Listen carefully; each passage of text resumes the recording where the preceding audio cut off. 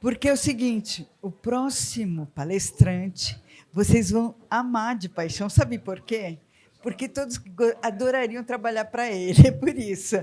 A gente morre para trabalhar para eles, porque ele é um cara super boa praça, ele estimula muito os mentorados dele, e só tem...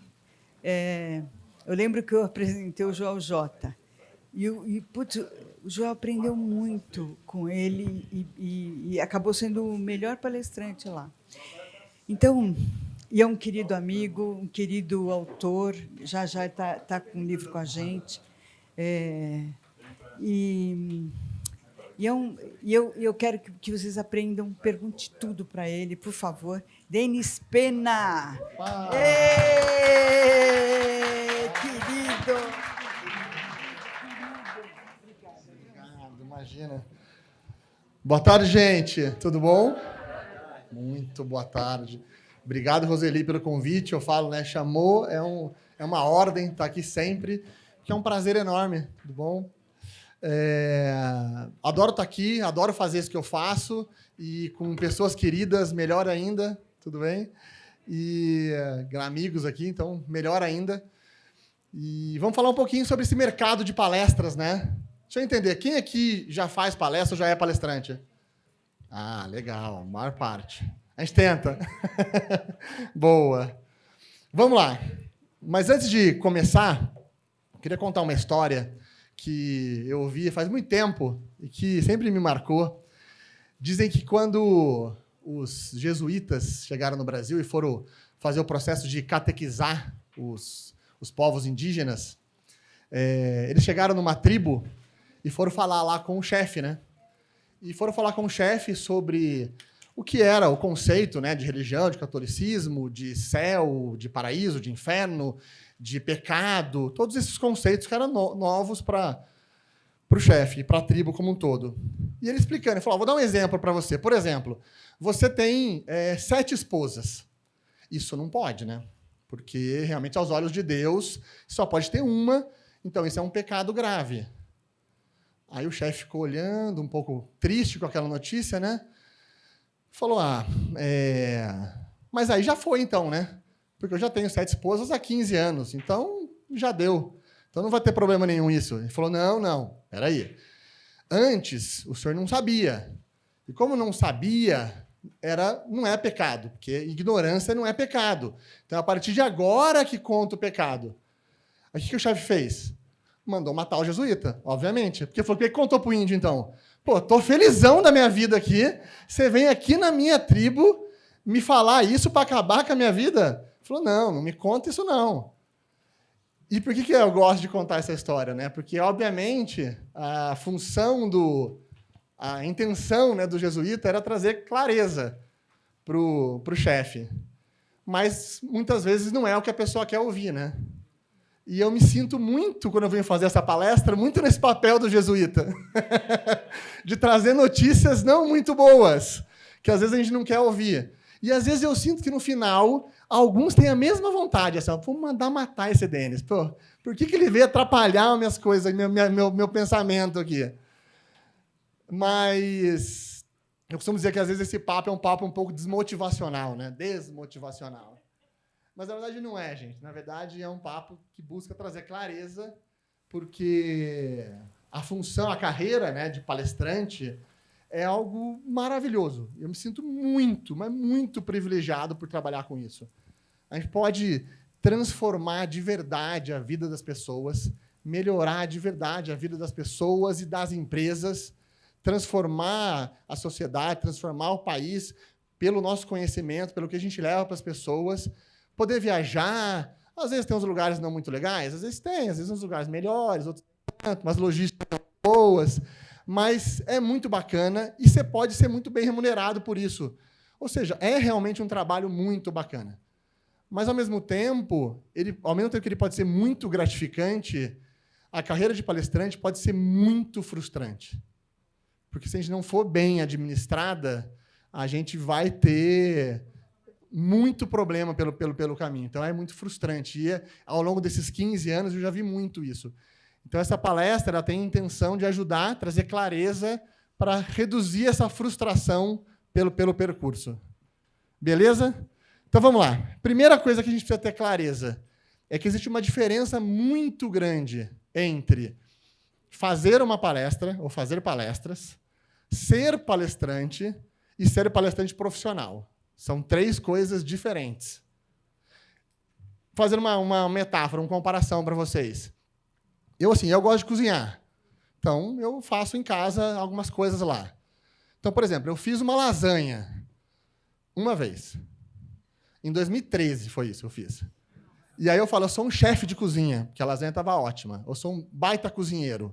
Não. Se você cozinha uma vez por ano, você não é um cozinheiro, né?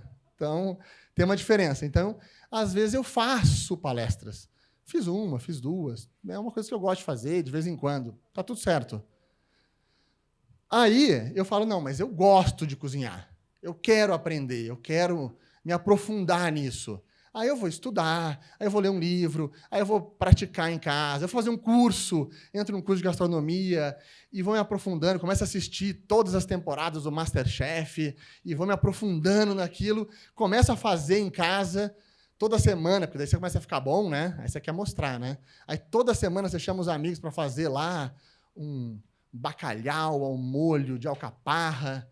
Porque, vocês já repararam, quando a pessoa começa a cozinhar, nunca faz um bife com batata frita, né? Não, isso é muito básico. Tem que ser sempre uma coisa chique, né? Um carré de cordeiro com framboesa, um pão com ovo, nunca é. Nunca tem isso. Mas você começa a ficar muito bom naquilo. Nessa hora é que a gente se torna um palestrante. Então, eu estou fazendo isso com frequência, estudando e ficando bom nisso. Eu sou um palestrante. Maravilha. Só que, nesse momento, normalmente, o que acontece? Você faz toda semana em casa e todo mundo vai lá, os seus amigos adoram, eles gostam. O que os amigos falam pra gente? Cara, você tinha que abrir um restaurante.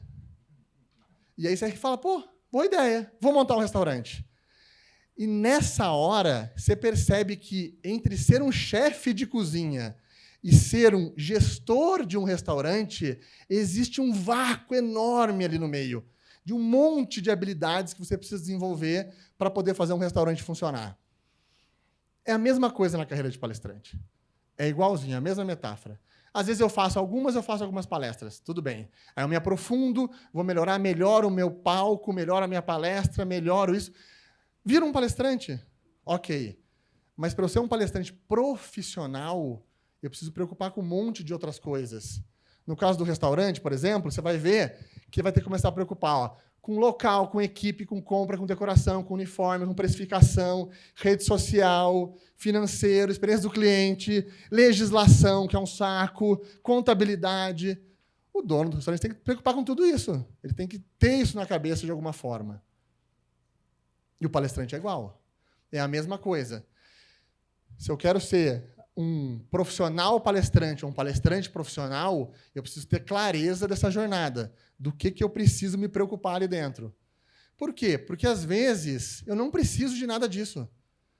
Porque, às vezes, eu quero só cozinhar em casa, eu não quero ter um restaurante. Eu só gosto de fazer uma comida para os amigos, eu não preciso me preocupar com nada daquilo. Agora, se eu for abrir, aí eu preciso.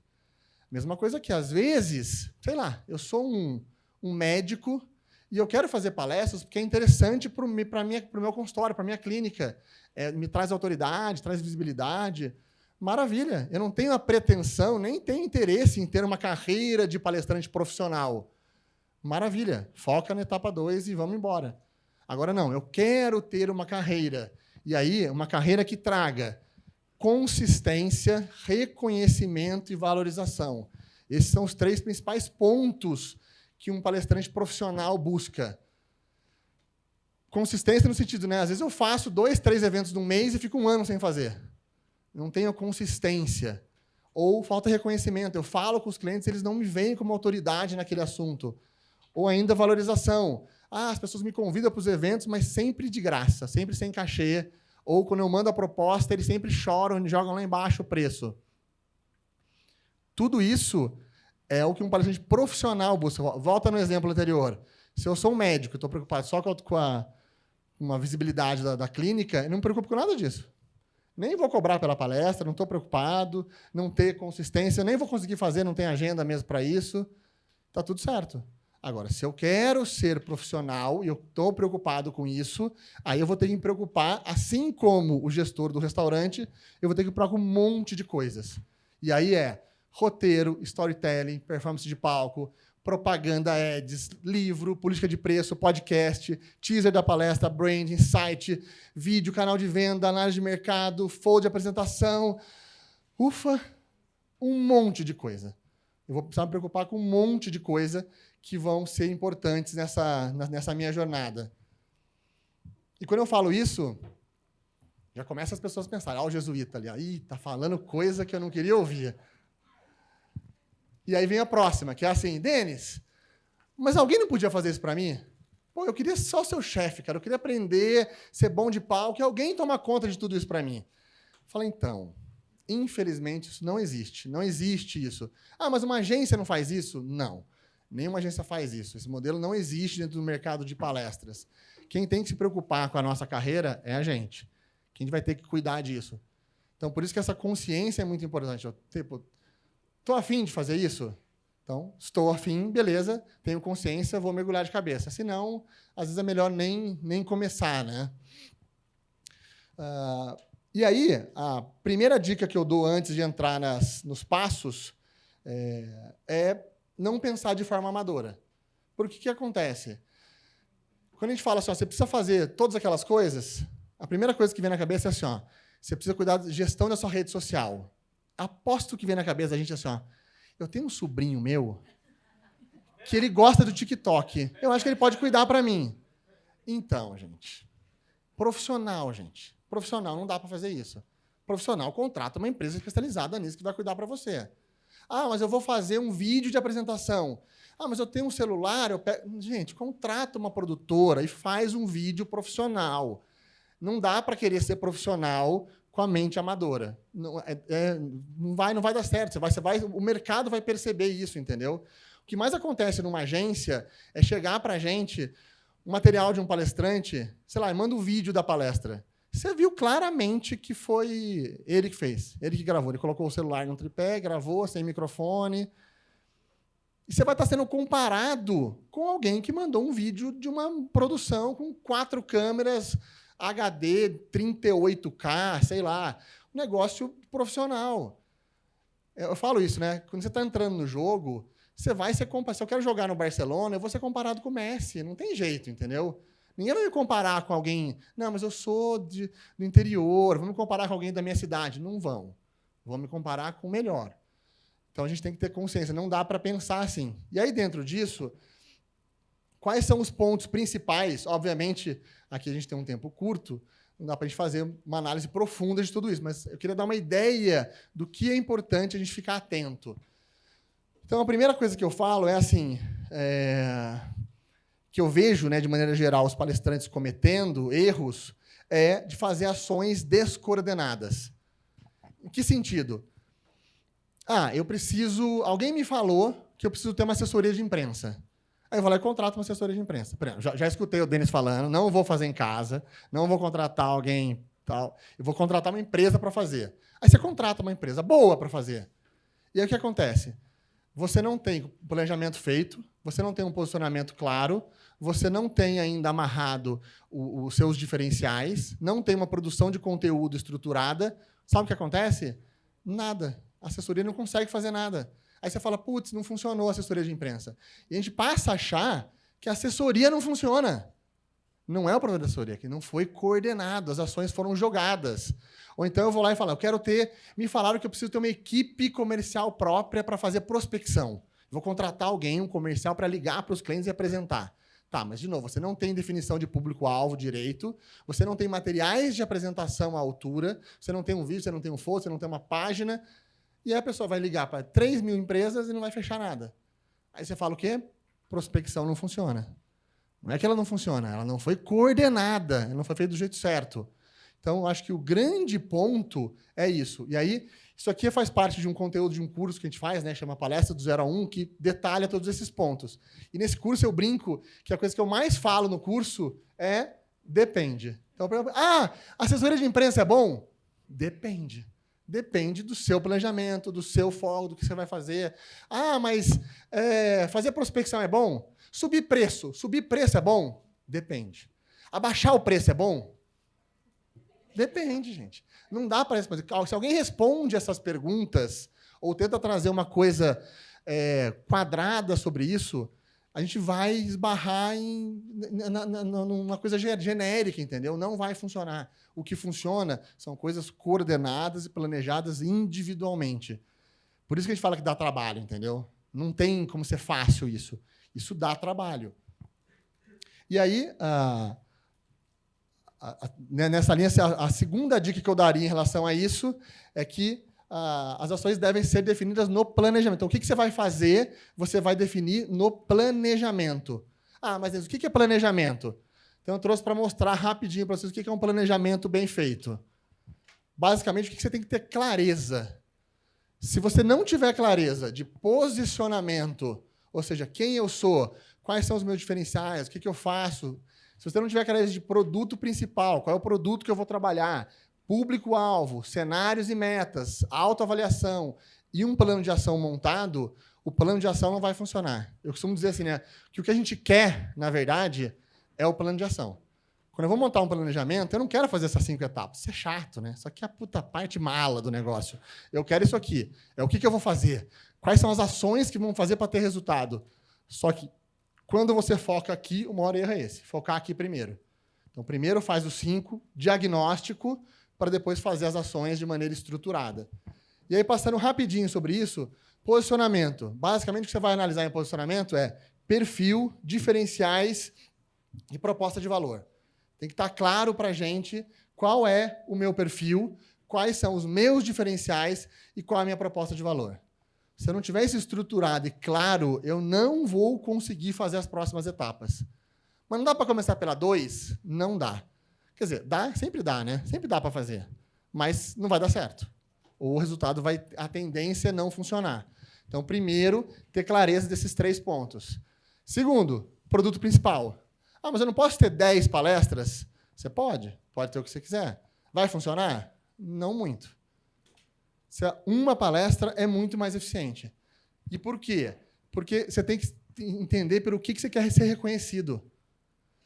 Então, se eu tenho uma palestra de vendas, de liderança, de gestão, de gastronomia e de meditação tântrica, eu tenho todas essas.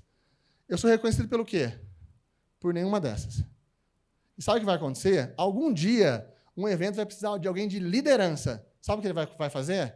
Ele vai contratar alguém especialista em liderança. Aí, quando ele for contratar alguém de gestão, alguém especialista em gestão. E quando for meditação tântrica, ele vai contratar alguém especialista em meditação. Nunca vai ser a gente, porque eu vou ser sempre meio do caminho. Então, eu preciso ter clareza disso. E aí, ter um produto próprio, mas primeiro define posicionamento, quem eu sou, defino qual o produto que eu vou ter. Segundo ponto, uma obra-prima demora para ficar pronto, né? Se a gente fala que uma palestra ela tem que ser uma obra-prima, ela não vai ser uma obra-prima na primeira vez que eu escrever. Ela pode ser muito boa, mas a obra-prima é raríssimo sair assim de primeira. Uma palestra, eu costumo dizer que a 10ª vez que a gente apresenta uma palestra é sempre melhor do que a primeira. Só que tem um detalhe, a 100ª é sempre melhor que a 10ª. Ou seja, ela vai ser lapidada. E não é só pela prática de quem está no palco, é pelo conteúdo, é pelos detalhes que eu vou pegando, do tipo, quais objeções eu tenho que quebrar da plateia? Por que a plateia não acredita nessa minha tese? E eu vou percebendo que os meus argumentos não estão funcionando, ou que alguns argumentos estão demais, não precisava estar ali. E você vai lapidando, encontra exemplos melhores. É muito legal, sempre depois de palestra alguém conta, dentro daquele assunto que você falou, eu tenho uma história legal. E às vezes é incrível a história. Fala, putz, vou incluir na palestra. Você vai lapidando, a palestra vai sendo construída. E se você tiver 10, a chance de você ter 10 obras-primas é muito menor. Então, foca em um produto. Terceiro, público-alvo. Mesma coisa, gente. Eu posso trabalhar para todo mundo? Pode. Funciona? Não. Não funciona. Público-alvo, definir claramente qual é o seu público-alvo é extremamente importante. Vocês vão ver que uma das etapas que a gente faz dentro de uma análise nossa é analisar reconhecimento e autoridade. E isso está vinculado ao nosso público-alvo. Então, eu tenho que ser conhecido e esse público vê autoridade em mim. Se eu quiser fazer isso para um nicho, eu quero falar só para chefes de cozinha. É uma coisa. Eu vou ter uma dificuldade em fazer isso. Agora, se eu quiser falar para o mundo inteiro, é muito mais difícil. Então, vai ser muito mais complexo eu tentar ser referência para todo mundo. Então, ter clareza disso. E aí, essa frase que eu sempre gosto muito de falar, né? Que é muito melhor você ser o número 1 para algumas pessoas do que mais um para um monte. Então, nicha, escolhe algumas pessoas, torna-se referência para elas. E aí você começa a ter destaque e funcionar ali. Então, definir público-alvo, extremamente importante. 4º ponto, cenários e metas. Mas dentro de um planejamento sempre coloca isso, né? Eu tenho que ter a meta e o cenário ali para saber onde eu quero chegar. Legal, é para isso também, mas principalmente é para saber se está funcionando. Por quê? Voltando um pouquinho ao que eu falei lá atrás, quando a gente começa a montar um plano de ação descoordenado, método anterior, que estava sendo falado aqui, como que esse plano de ação é montado? Ele é montado baseado em pitacos. Os outros dão pitaco na nossa carreira. Alguém vira e fala assim, você precisa fazer tal coisa. Eu costumo dizer que é o plano de ação montado baseado no tem que. Você tem que ter um TikTok. Você tem que ter uma assessoria de imprensa. Você tem que fazer alguma coisa. E a pessoa não sabe, não analisou o depende, não sabe o seu público, não sabe nada disso e dá um monte de pitaco, um monte de tem que. E aí você monta uma ação completamente descoordenada, baseado no monte de tem que. Beleza. Agora você vai lá e faz o outro método. Estrutura direito, monta o seu plano de ação, pensa todos esses passos, monta o planejamento e começa a andar.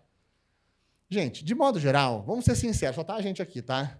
De maneira geral, palestrante é uma pessoa mais tranquila, é um pouquinho mais ansioso. A gente é ansioso, né? Como a gente é ansioso, né? Então, ou seja, eu começo a fazer. Em uma semana, eu não fiquei milionário ainda, eu já começo a ter... Será que está funcionando o meu plano? Aí começa a ficar tenso. Aí deu 2 semanas. Aí alguém vira no almoço e fala, cara, mas é porque você está com uma palestra só, você devia ter outra. Aí você faz o quê?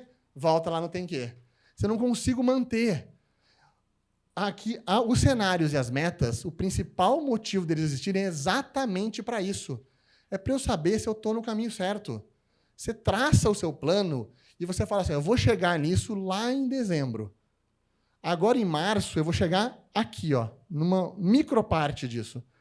E se você conseguiu fazer e deu essa microparte, quando alguém falar para você, vem para cá, você fala, deixa comigo que eu estou no meu caminho aqui. Você tem muito mais segurança para saber que está no caminho certo. Senão a gente fica ansioso e acaba mudando aquela história de cavar um poço todo dia, né? Começa um poço novo todo dia. Então, os cenários e metas têm muito a ver com isso. Vai nos mostrar se a gente está no caminho certo ou não e a gente ter consciência que não dá para fazer tudo ao mesmo tempo. Quem me conhece sabe que eu costumo dizer muito isso, né? Tem uma frase que eu odeio, que alguém... Vocês já ouviram essa frase? Você está deixando dinheiro na mesa. Vocês já ouviram isso? Essa frase é uma desgraça, né? E por que é uma desgraça? Porque, primeiro, você vai analisar o conceito dela, 100% das pessoas estão deixando dinheiro na mesa, né? O Google está deixando dinheiro na mesa. Ele podia estar fazendo outra coisa. Por que o Google não lança um carrinho de hot dog? Ele podia fazer e ganhar dinheiro com isso. Ele podia vender lá, tem mídia deles e tal. Ele podia fazer. Então, ele está deixando dinheiro na mesa. Todo mundo está. O ponto é, se a gente vai ficar tenso por causa disso, primeiro, eu começo a fazer cagada. Começo a fazer coisa errada, vou para o caminho que não é, fujo do plano e me perco. E segundo, eu fico extremamente ansioso. Eu vou dormir tenso, eu vou dormir preocupado, porque eu ainda não estou tão milionário quanto o outro. Eu ainda não estou naquele evento que o outro está. Por que eu não estou palestrando naquele evento? Porque você não vai palestrar em todos. É simples isso. Não dá para estar em todos. São 200 mil eventos no Brasil todo ano. Você não vai falar em nem 1% disso. Não tem como. Então, assim, a gente não vai estar na maioria e está tudo certo. Então, a gente tem que ter clareza disso para não se perder pelo caminho, né? 5º ponto, autoavaliação. Isso aqui é o ponto dos mais importantes para a gente como agência, e aí já responde uma pergunta que muitos me fazem. Denis, o que uma agência olha quando vai analisar um palestrante? É exatamente isso aqui que a gente olha. No nosso caso, a gente chama de MAP, né? A gente fala que é um mapa, que é o MAP, que é a nossa matriz de avaliação de palestrantes. É basicamente o que a gente vai analisar para ver se um palestrante tem capacidade comercial ou não. E aí, sendo o menos romântico e mais direto possível aqui. O que a gente vai analisar num palestrante não é se ele é legal, se ele não é, se ele é bom ou se ele não é. Eu vou analisar, no fundo, uma agência é um marketplace, né? O que eu tenho que analisar é potencial de venda. Então, se eu sou comprador de uma grande rede varejista, se eu sou comprador do Carrefour, o que eu tenho que olhar é se aquele produto, não é se eu gosto do produto, não. Mas tomei esse suco, é uma delícia. Tipo, isso importa muito pouco. Eu quero saber se ele vai vender ou não. É isso que importa na rede. Aqui é muito parecido, sem glamour, a essência é essa. E o que a gente olha? É exatamente isso. Esse caso é fictício, tá? O Francisco Mota não existe, para não expor de alguém aqui, mas aqui não dá para ler direito, né? Depois eu posso compartilhar com vocês. Mas, basicamente, o que a gente olha? A gente olha como é que está a palestra. Obviamente, o produto é o principal. Se não tem um bom produto, morreu, não faz sentido nenhum. E a palestra ele é uma soma de conteúdo e forma. Então, eu analiso o conteúdo, analiso forma, a soma dos dois me dá uma nota de produto. Só que ter um bom produto não é suficiente. Não adianta ser bom. O mercado tem que saber disso. O mercado sabe que isso é bom. Se ele não souber, ele não compra. Não adianta. Então, eu tenho que trabalhar reconhecimento. Reconhecimento é a soma de autoridade e visibilidade. Visibilidade é, o seu público-alvo te conhece? Sabe quem é você? Tá, isso é visibilidade. Segundo, o seu público-alvo te conhece, ele reconhece em você uma autoridade para falar daquele assunto que você está falando? E aí, olha como é importante a gente já ter amarrado isso lá atrás. Quando eu falar assim, ó, seu público-alvo te conhece, que público-alvo? Se você não tem clareza de público-alvo, você não consegue responder essa pergunta aqui. Segundo, o seu público-alvo vê você como referência nesse assunto. Qual assunto? No seu produto principal. Você tem que ter clareza disso antes. Ou seja, eu tenho clareza de qual é o meu produto e de qual é o meu público. Então, eu consigo fazer essa análise. É isso que vai me direcionar se eu estou no caminho ou não. E terceiro, as estratégias comerciais, que basicamente é a soma de materiais de apresentação, que são muito importantes. Então, você tem um folder, você tem um vídeo, você tem um site, e estratégias comerciais. Então, posicionamento, escolha de canais de venda, precificação, tudo isso vai ser definido ali. A soma de tudo isso, a média, me dá essa nota aqui, que aqui está vendo, é a atual probabilidade de venda. Então, se for acima de 70%, faz sentido para a gente. Se for abaixo, no momento não faz. E a gente nunca fala para um palestrante, ó, não quero, não serve. É sempre, por enquanto, ainda não serve. Eu preciso que você trabalhe algum desses pontos para depois chegar aqui e a gente poder trabalhar isso. E por que a gente fez isso? Porque a parte mais difícil não é entrar numa agência. A parte mais difícil é ficar na agência, funcionar. O que acontecia muito no passado? A gente chamava de criação de palestrantes fantasmas. A gente não fazia essa avaliação, às vezes a pessoa não tinha algum material específico, ela estava aqui, ó, no 30. E porque a gente gostou da palestra, achou legal, ou por algum motivo a gente trazia a pessoa para a Polo, cadastrava. Ela entrava, só que ela não tinha vídeo, não tinha material, não tinha nada, não era reconhecida, o mercado não conhecia ela. Chegava esse material na mão do vendedor. O que ele fazia? Ia lá e indicava para o cliente. Uma vez. O que o cliente falava? Nunca ouvi falar. Me manda o material dela. Ah, não tenho vídeo. Mas manda um folder. Aí manda aquele folder feito pelo sobrinho. A pessoa olha e fala... não sei. Parênteses. Qual que é o principal fator de decisão de compra das grandes empresas? Segurança. A empresa quer alguém que ela tem segurança que vai funcionar bem. Isso é um dos motivos que explica, não o único, obviamente, mas um dos motivos que explica por que grandes nomes vendem tanto. Porque a pessoa vai lá e olha falando, putz, não sei, contrata o Cortella. Entendeu? Mas o Cortella já veio, não, mas ele eu sei que vai funcionar. Esse aqui eu não estou muito confiante, eu vou em alguém que eu já conheço. Então, isso é um motivo muito importante para a empresa. Voltando, fecha parênteses, volta. Apresentou. A empresa fala, não quero. Tá bom, tudo bem, trabalhamos outro, fechou outro. Segunda venda, o comercial vai lá e indica de novo você. Não rolou, não rolou, beleza. Tipo, não quero, também não tem material, beleza. Terceira vez, quarta vez, quinta vez. O que você acha que acontece? Nunca mais oferece. E aí você passa a ser um palestrante dentro do banco, cadastrado, que virou um fantasma. porque ninguém pede, nenhum comercial indica, e passou a existir ali. O espectro, a alma está lá dentro, mas não faz mais nada. Isso acontece muito, acontecia muito no passado. Logicamente, a gente acabou cortando do banco e agora a gente está fazendo esse tipo de cuidado. Que é uma coisa, não é um cuidado para a gente, é um cuidado para os dois lados. A gente se preocupa com os palestrantes, porque acaba queimando um monte de gente boa. Tem muita gente boa, mas que se queima porque não está pronto. Então, basicamente, esse é o ponto. E aí, passando rapidinho sobre isso, como eu já falei, você vai analisar produto, o que você vai analisar? O palestrante tem domínio do tema? A tese está clara? Qual que é a originalidade e relevância dessa tese para o público? O palestrante consegue manter a plateia interessada? Consegue convencer a plateia sobre a sua tese? O roteiro está bem desenhado? Você consegue amarrar começo, meio e fim? O aspecto visual não depõe contra? Não precisa ser o mais bonito do mundo, mas não depõe contra o que você está falando? Então, tudo isso define produto. Reconhecimento, basicamente, é quantos por cento do mercado me conhece e quantos por cento dessas pessoas me entende como autoridade naquilo. Isso é um pouco mais direto aqui, né? Aqui não tem muita firula, aqui basicamente é isso. E terceiro, comercial. Deixa eu tirar foto. Passei muito rápido. Será que eu volte no outro? Espera aí. Vai, vamos lá. Produto. Deixa eu tomar uma água enquanto isso. Mais um. Esse está muito pequeno, né? Se entrar no nosso site tem isso aqui, tá, gente? No site da Apollo. Inclusive, tem uma ferramenta de autoavaliação lá que vocês conseguem fazer.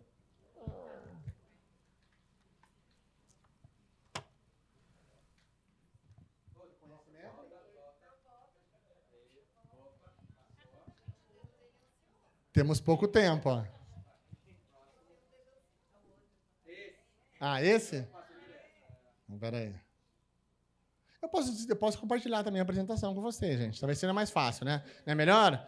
Eu compartilho com todo. Na verdade, já está aqui, ó. Nem falar que eu vou mandar depois, porque depois não manda, né? Eu vou mandar e nunca mais manda. Não, já está aqui na house, então depois só autorizo para compartilhar com todos vocês esse PDF. Mas vamos lá. Reconhecimento. E, por último, comercial, que é o palestrante tem um bom material de apresentação, tem vídeo de apresentação bem produzido, posicionamento está claro, quais são os principais diferenciais, política de preço está alinhada, quais os canais de vendas.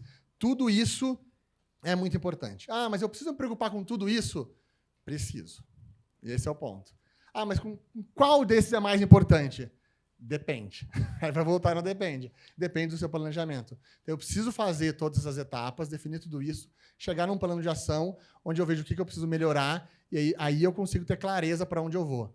Essa clareza é o que mais falta, que eu sinto que falta no mercado.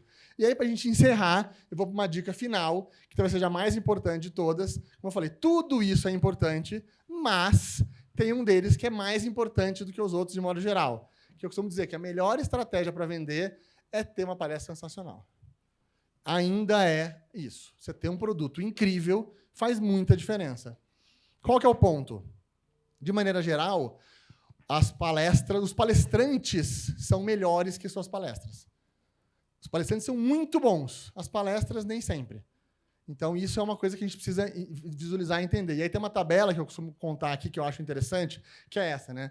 A gente pode definir em 5 pontos aqui uma palestra. Péssima, ruim, regular, ótima e sensacional. Se a palestra for regular, a pessoa fala assim, o que a pessoa fala pra gente? Fala, gente, gostei. Ela achou ok, tá? Se a pessoa falar gostei, ela não gostou, ela achou mais ou menos. É isso. O brasileiro, ele é mais simpático, né? Fala, não, gostei. Não gostou muito, achou mais ou menos. Quando ele achou ruim, ele fala o gostei ainda. Mesmo assim, ele achou ruim. Ele fala o gostei, mas ele põe um mas. Fala, eu gostei, mas aquela parte que você falou, aquilo, talvez não precisasse ter. Isso quer dizer que ele não gostou, que ele achou ruim. E quando ele fala não foi legal, é porque daí foi péssimo. Porque daí ele quer ter seu amigo, entendeu? Ele quer ser simpático, mas não dá. Foi muito ruim. Aí ela fala que não foi legal. Agora, do outro lado, quando a palestra foi ótima, a pessoa fala, pô, adorei, cara, muito legal. Mas o que a gente quer? Eu não quero a ótima, eu quero a sensacional. E aí o que a pessoa fala nessa hora? É isso aqui, ó. Puta que pariu, meu irmão. Que palestra foi essa? É essa que a gente quer ouvir. Chega no final, e aí, o que você achou? Nossa, meu irmão, que palestra é essa? Mudou minha vida, melhor que eu já vi. É isso que a gente quer ouvir. É isso que a gente está procurando. E por que isso? Porque se a palestra é regular ou boa, depois da palestra, sabe o que acontece depois da palestra? Nada. Você faz a palestra, todo mundo, foi bom, gostei e tal. E daqui a 5 minutos, ninguém lembra mais. Já esqueci, nem vi. Se a palestra for ruim ou péssima, você pode perder de 3 a 5 negócios ou até 10 clientes por causa disso. Uma palestra ruim queima você em um monte de lugar. Porque as pessoas falam, né? Por que a gente fala? Por que o médio não acontece nada e os 2 pontos acontecem? Porque o que a gente comenta com os outros? Só o que é bom ou o que é ruim. Ninguém fala assim, gente, saí ontem, fui numa pizzaria, vocês não sabem. Foi ok. Ninguém faz isso, né? Puta papo de louco, né? Ninguém faz isso. A pessoa fala o quê? Pô, fui na pizzaria, foi maravilhosa ou foi uma merda. É as 2 coisas que a gente fala. É isso. Basicamente a mesma coisa. A pessoa fala quando é ruim ou quando é muito boa. E aí, quando ela é ótima, você pode ganhar uma palestra nova. Agora, quando ela é sensacional, você ganha de 3 a 5.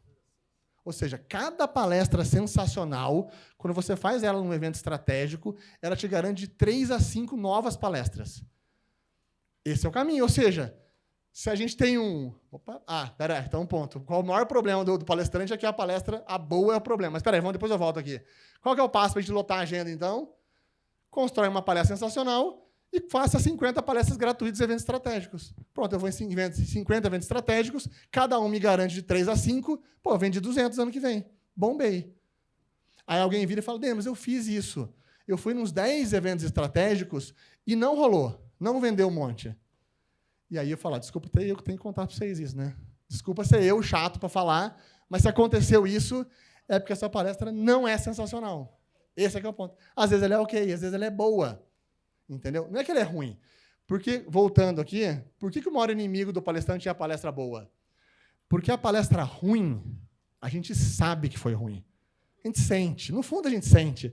Você fala, eu falei, ninguém olhou, metade estava olhando para o celular, uma parte foi no banheiro. Você sabe que foi ruim. Mas a boa a gente não sabe. A boa dá a impressão que foi ótima. Esse é que é o problema, entendeu? E aí, eu fico achando, eu tenho a ilusão de que é ótima, que é sensacional. E aí, eu vou lá e dou um jeito de cavar, de estar num mega evento. Aí eu estou no mega evento. O que acontece? Nada. Porque a palestra foi boa. E boa não adianta. Tem que ser sensacional. Então, essa é uma dica final que eu digo. Se preocupem com criar palestras sensacionais. E aí, para fechar essa fala, eu gosto de trazer sempre uma frase que quem já foi lá na Apollo sabe, está lá na parede de entrada da empresa e que, para mim, resume o que a gente faz, que é uma frase do Chris Anderson, fundador do TED, que ele fala que uma palestra bem-sucedida ela é um pequeno milagre, porque ela faz com que as pessoas enxergarem um mundo diferente depois dela. E é isso que a gente faz. Um palestrante, o que ele faz é mudar a forma com que as pessoas enxergam o mundo. Isso é um trabalho incrível, maravilhoso, e a gente tem que buscar levar transformação para a mente das pessoas, e, de verdade, eu espero que tenha feito, de alguma forma, isso hoje aqui, tenha feito vocês enxergarem o mundo das palestras um pouquinho diferente. Obrigado, gente. Obrigada, Denis. Gente, posso fazer 2 perguntas? Vai? Pode ser? Pode, por mim está tranquilo. 2? Então, pronto, 2. Já temos 2. Vai lá. Pode. Você falou dos conceitos já depois do uau e tudo mais, mas o que faz uma palestra ser sensacional? Qual é o quesito? É uma boa abertura, um bom final, um bom storytelling? Só não pode ser... Depende. Mentira. Depende. Não, de certa forma, depende mesmo. Depende do público. Porque uma palestra, o que eu costumo dizer? Qual que é a estrutura de uma palestra? A estrutura de uma palestra ela parece muito de uma boa palestra, né? Com a estrutura de um pitch de vendas mesmo. Por quê? Quando eu quero fazer um pitch, eu quero te vender alguma coisa. Então, o que eu preciso fazer para fazer isso? Eu preciso entender o meu produto, eu preciso entender a sua dor. Por que eu vou te convencer a comprar esse produto? Basicamente é isso. Uma palestra é uma tese. Então, é lógico, isso aqui seria... Tem um curso inteiro nosso de um final de semana para falar isso. Então, não dá para resumir tanto, mas tentar trazer isso. Uma palestra ela não é construída, as melhores, baseada num tema. Vou falar de liderança e construo isso. Isso não funciona normalmente. Ela é baseada em uma tese. Qual que é a minha tese? Qual que é a minha visão? Qual é a mensagem que eu quero passar para o mundo sobre liderança? Então, por exemplo, que o líder precisa ser mais corajoso. O líder que é mais corajoso e toma as decisões que precisam ser tomadas é um líder melhor. Pode ser, é uma tese. Então, não é liderança, é essa tese aqui. Beleza. Se eu tenho essa tese, qual que é o próximo ponto? Por que a minha plateia já não acha isso? Porque se todo mundo já acha isso, não precisa da palestra, né? Você lembra ali? A função é mudar a mente das pessoas. Se todo mundo já concorda, vamos embora para casa, vamos tomar cerveja, está tudo certo. Não, parte do princípio que a plateia não concorda, ou pelo menos parte do público. E aí eu preciso entender que público é esse. E aí, entendendo isso, eu vou saber quais são as objeções deles. Não, eles acham que o líder, que é muito corajoso, vai se ferrar, porque eu já passei na minha vida isso, e os caras que... ditado, né? Macaco que muito pula, que é chumbo. Então, o cara vai se ferrar se ele inventar moda demais.